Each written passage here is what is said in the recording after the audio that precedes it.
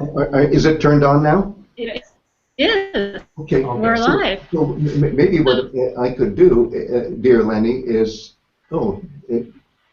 maybe what I can do, dear Lenny, is talk to especially Claudia and Janet and Sarah about our experiences back in the 70s. Right. Very hard to remember Right. all the details, but I do remember that we used to meet regularly every Thursday, and we didn't have any internet stuff. Oh no! This was physically. This was near Harvard Square, and all of us.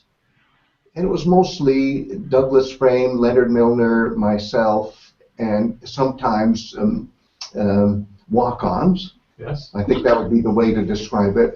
And then one person who's not with us anymore, Richard Shannon. Yeah.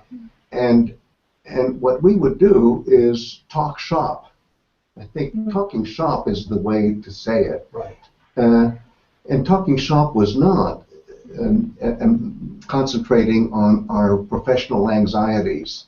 It was about what we were reading, what we were thinking, why we were committed to the study of the ancient world, how it relates to studying today's world. And in that context, besides a lot of beer, there was a lot of thinking. Yes. I mean, I think it was, we were all writing stuff. We were, for me, it was writing my thesis at that point, right? Yes, and now you're supposed to say dissertation. Dissertation, okay.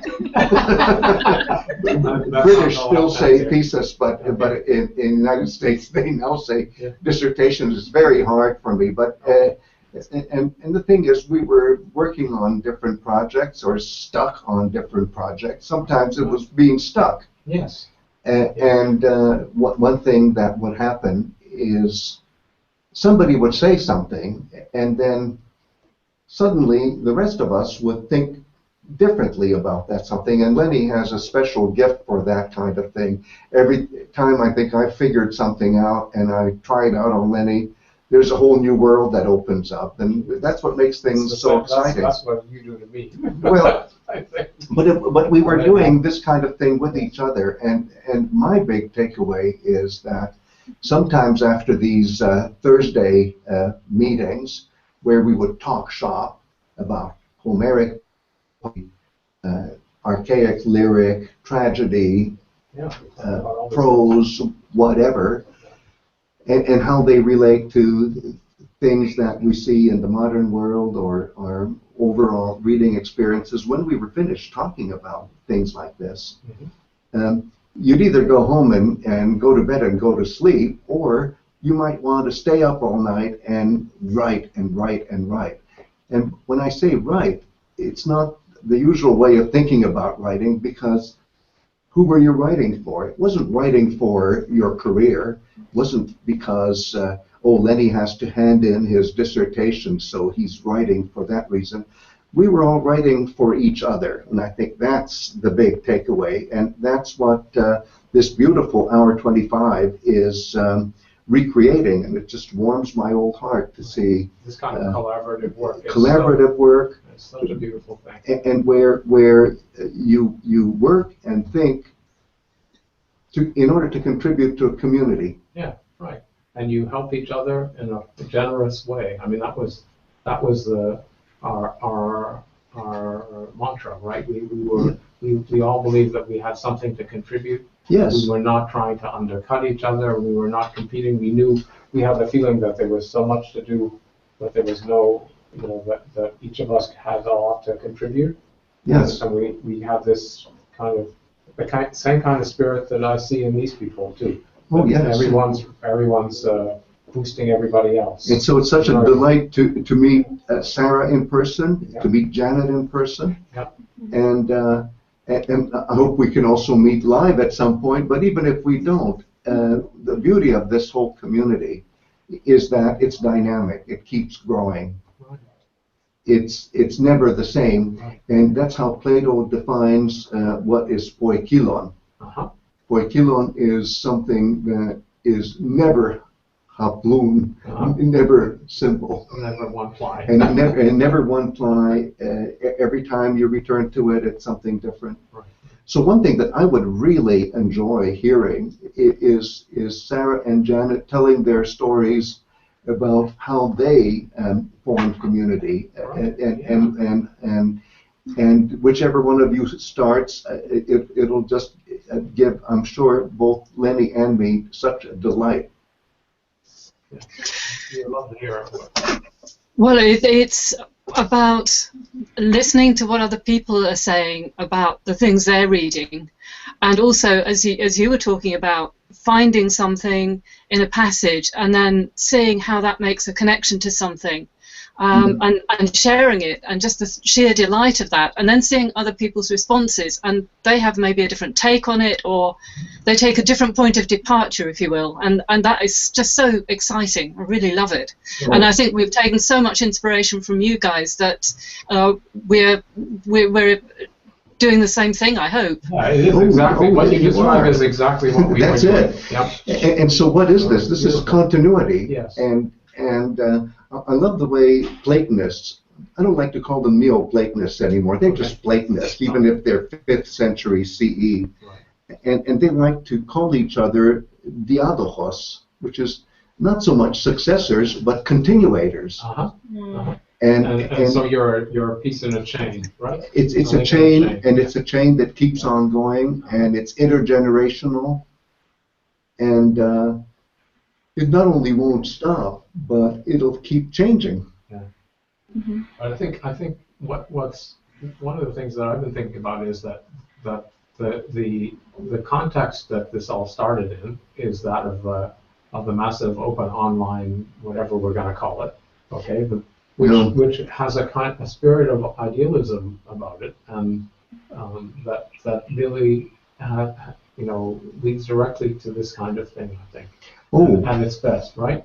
And this is what this is what the internet really has done for us, is to enable this kind of community to happen in a spontaneous way, and for it to continue. And you don't have to do it just on Thursday night when we had to extricate ourselves from our families and other things to make this kind of commitment and stuff like that. I remember going home.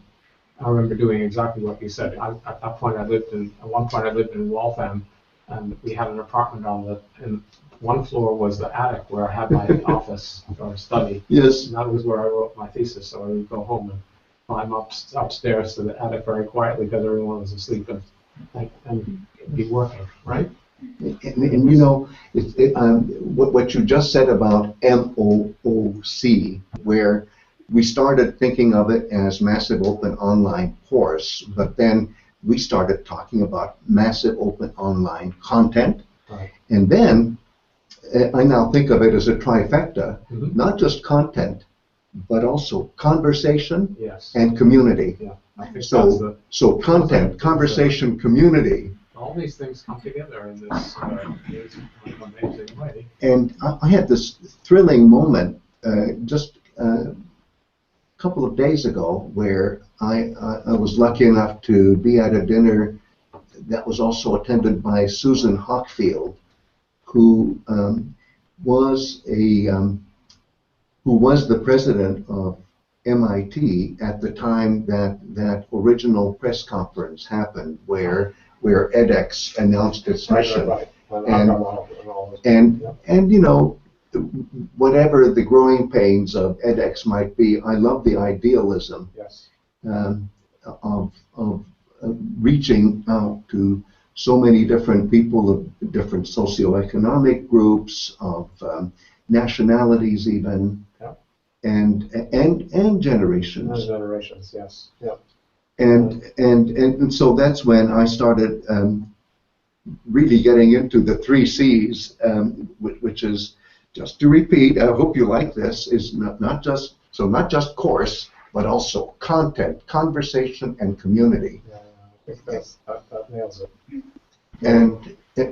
But now I'd like to hear more stories about community. So yes, we have a wonderful community. Everybody is so generous in sharing, and we are sharing our passion for learning about the song culture, ancient Greek song culture, and passion of encouraging each other. We are happy for each other's learning, and it is every day, not every Thursday. We have the opportunity to do it every day. Yes. And our content is very inviting.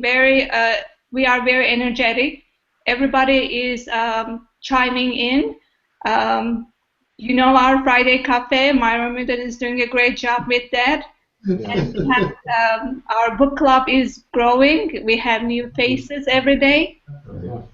And more scholars are coming. We are discussing Homer every day. So I am loving it. And thank you for the opportunity. No, this is a big thank you. Without you, what would we be? Just two geriatrics just talking to each other. Our wheels, yes. And Sarah and I are learning Homeric Greek, and we know that geriatric is coming from. Yes, this is a very, very, very serious plan, a very serious plan. Yeah. And another plan that Lenny and I are working on is some kind of module for transmission, how to study transmission. And I mentioned, for example, the fact that people in the Academy of Plato would think of themselves as diadochoi, as not successors but continuators. And what's beautiful about that is that it does involve getting together and then generating further thinking. And that further thinking can have as its point of departure, and I think Janet used the term point of departure so beautifully. That point of departure in one way is simply a continuation of previous points of departure, but each time there's a new angle on Homeric poetry or on whatever other piece of poetry or prose that people are contemplating. Yeah. So here's the thing that concerns me a little bit, which is that how we need to do something to preserve these beautiful things and to concentrate them in a way, to make them accessible. You know, the model from antiquity for the transmission of things, at least in Homer, is commentary, right? Is annotation. Yes. And I've been thinking about that as a means of getting people, you know, of anchoring observations to a text, right? And I think, yes, anchoring is such a key word, Lenny. I kind of think, you know, we now have these two guys who've been working for us for a while on annotation tools, and I know that Danielle Sebrian has really got something working both on images and on text. And it might be a beautiful thing to try out with this group so then they can share and we can, that in a way we can preserve as well. But one of the virtues of their tools is that they're standards compliant, and so observations that are entered into a system like this would be available to other people. And I know exactly what Lenny means when he says anchoring. May I give an anecdote? People like Lenny and me have been at it so long that oftentimes even we don't remember what we said where. And one experiment we've been playing with is to take, for example, a book that Lenny has produced on the anger of Achilles and turn it inside out. And by inside out, I mean put it in commentary form. And I'm not using now the old-fashioned way of thinking of commentary that Aristarchus, the great Homerist, who flourished around 150 BCE, the way he was thinking about commentary, or hypomnema, which is an interesting concept itself, because it has to do with mnemonics and somehow remembering. And it's one thing for Aristarchus to show off when he was at the Garden of the Muses in Alexandria, and he could cite passages from this or that or the other verse of Homeric poetry. But the thing was, he wasn't even numbering the lines. He was just remembering. we have to number the lines, as it were. And so here's where Sarah, you and Janet, you come into the picture, and that is when Lenny says anchoring. What that means is what we're thinking about. One way to organize it is to key it to a given verse, give it a number, and a given rhapsody. Of course, we have a number for that. And by the time the day is done, you see not only wonderful thoughts about this system that we're studying, but also you actually can find them. And when Lenny talked about preserving, well, actually, it's really connecting. Yeah, that's exactly the problem. That's right. And we have similar problems. And I wish we could recruit Sarah and Janet for something like that. And that is, we have so much videography that it's humanly impossible for the people here at the center in Washington to do any kind of editing work on it. But when I think of the week, for example, that a travel study group that happened to have me on board spent looking at all the sites of Western Crete and Central Crete. Yeah, they're amazing things that we happened to see. This is and all the commentary. This is our big. You know, at the center these days, we're working on this goal-setting exercise. Okay. Yes. And I this is what I've been thinking about as we need a comprehensive solution to these things. And maybe what we could do is do things like bring some of these people to CHS and have them work with us. Why don't we start with Sarah and Janet? Yeah, we should work that way. I'll come right away. Good. And then the idea would be to proliferate and to have volunteers, for example, work on the passage in Pausanias, in Pausanias, where he's going along the sacred way and going higher and higher towards the sanctuary of Apollo at Delphi. And at every step, he looks left or he looks right or he looks straight ahead, and he talks about these amazing sights. And the thing is, we should be having commentaries on that as well as the path of words that we go through when we read Herodotus or even when we read Homeric verse. And the thing is, this shouldn't be the turf of anybody. This should be something that everybody gets in on, and everybody can contribute different aspects to, for example, what happens along the way. And we could follow the trajectory of Pausanias, just as we follow the plot of the Iliad by going from verse 1 to verse 2 to verse 3, all the way at 15,000 plus verses later to the end of Iliad 24, is to key in our dialogues in such a way that they're, may I say it this way, capable of being reactivated and re-energized. Yeah, exactly. Yeah. That's the idea. So you know, I have this. I've been looking at Homer papyri for weird reason. I'm sure very good reasons. And I found some photographs which are very hard to find of the Hawara Homer, which was, you know, it's a 2nd century thing of books 1 and 2. It has of the Iliad, and it was discovered by this British archaeologist named William Flinders Petrie. In 1888, he was they used papyri as cartonnage. It was like paper mache for mummies, and so here's this Homer papyrus, and what you have is 3 or 4 sheets, and it's broken up into pieces because they cut them up and pasted them together. Anyhow, so I'm looking at this, and what Mr. Flinders Petrie did was he numbered all the lines himself. So you see this beautiful handwriting from the 2nd century CE, and then line number 700, line number 750. We wanted to be able to know what he was looking at. Yeah, I can see it. But you know, I don't think archaeologists would do that these days. No, they wouldn't look kindly on that. But and it's an amazing thing to see. But the other thing is that the Banks papyrus doesn't have, they didn't get this treatment done to it. But what they did was put in the margins of the text who was speaking at various points.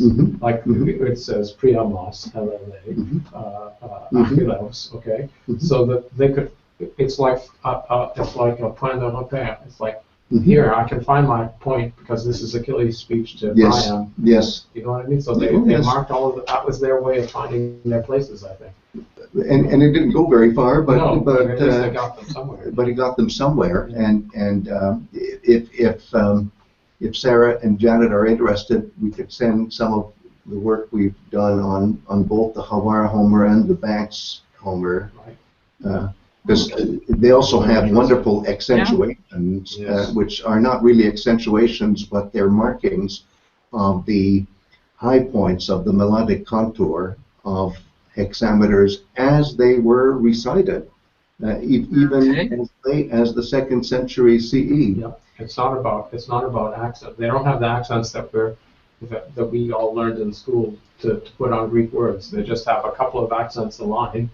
The points where about how to sing it, and so it's kind of like a pronunciation aid. Yeah.